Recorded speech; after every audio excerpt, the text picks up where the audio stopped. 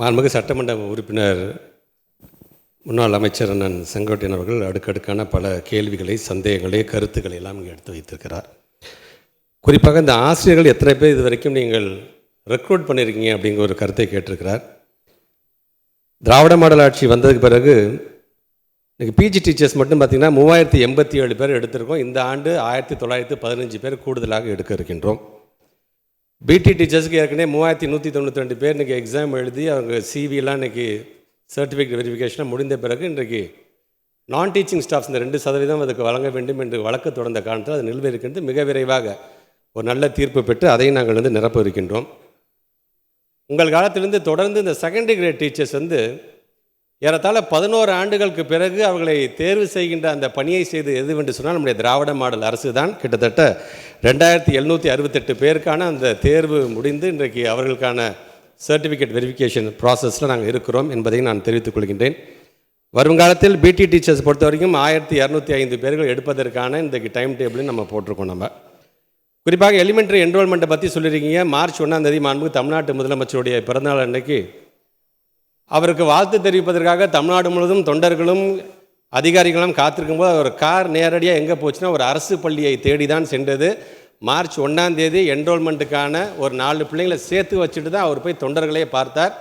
அந்த மார்ச் 1 நேற்று காலை 11 மணி வரைக்கும் இது வரைக்கும் சேர்ந்திருக்கின்ற மாணவ செல்வங்களுடைய எண்ணிக்கை என்பது 1,56,290 பேர் இன்றைக்கு இது வரைக்கும் சேர்ந்திருக்கிறார்கள். நீங்கள் சொன்னீங்க இது மாதிரி அப்கிரேடேஷனை பொறுத்த வரைக்கும் அமைச்சர் ஒரு குற்றச்சாட்டாக சொன்னது நான் இல்லை. அன்றைக்கே நான் நம்முடைய மாண்புமிகு எதிர்க்கட்சி தலைவரிடமே சொன்னது நாங்கள் அல்ல, சொன்னது சிஏஜி ரிப்போர்ட். 525 பள்ளிக்கூடத்தில் 513 பள்ளிக்கூடங்கள் எந்த விதிமுறைக்கும் இல்லாத பள்ளிக்கூடத்தை நீங்கள் அப்கிரேட் பண்ணியிருக்கீங்க. அதற்கும் சேர்த்து இன்ஃப்ராஸ்ட்ரக்சரையும் அதற்கான டீச்சர்ஸ்க்கும் தனியாக இன்றைக்கி சம்பளம் நாங்கள் வழங்கி கொண்டிருக்கிறோம் என்பதை தான் அன்றைக்கு நான் சொன்னதேன். அப்கிரேடேஷன் பற்றி சொல்லியிருக்கிறீங்க. கண்டிப்பாக ஒரு நல்ல ஒரு அறிவிப்பு நான் என்னோடய அனௌன்ஸ்மெண்ட்டில் கண்டிப்பாக அது சார்ந்து கண்டிப்பாக வரும் என்பதை நான் தெரிவித்துக் கொள்கிறேன். எக்ஸாமினேஷன் சென்டரை பொறுத்த வரைக்கும் 10th 12th பொறுத்த வரைக்கும் இதுவரைக்கும் இந்த 4 ஆண்டுகளில் 50 சென்டர்ஸ் புதிதாக 10th 74 சென்டர்ஸ் 12th நம்ம கொண்டு வந்து ஆல்மோஸ்ட் ஸ்டாக்னேட் ஆகிடுச்சு. எல்லா இடத்துலையும் நீங்கள் சொல்கிற மாதிரி இன்றைக்கி எல்லா இடத்துலையும் வந்துருச்சு. கள்ளக்குறிச்சி எம்எல்ஏ அன்றைக்கி சொன்னும்போது 54 பிள்ளைகள் தான் இருக்கிறார்கள். கண்டிப்பாக அந்த தாகம் தீர்த்தாபுரம் என்று நினைக்கிறேன் நான். அந்த 54 பிள்ளைகளும் வருங்காலத்தில் 100 பிள்ளைகளாக வரும்போது அங்கே ஒரு எக்ஸாமினேஷன் சென்டரை கொண்டு வந்துட முடியும். அதையும் நாங்கள் செய்வோம். உங்களுடைய தாகம் தீர்க்கப்படும் என்று கூட அன்றைக்கி நான் நம்முடைய சட்டமன்ற உறுப்பினரிடம் எடுத்து சொல்லியிருக்கின்றேன். இன்ஃப்ராஸ்ட்ரக்சரை பொறுத்த வரைக்கும் எல்லாத்துக்குமே தெரியும்.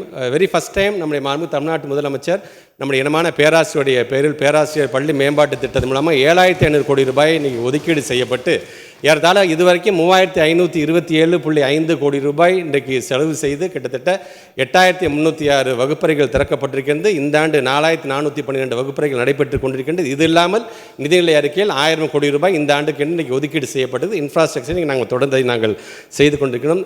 சிஎஸ்ஆரை பற்றி சொன்னீங்க.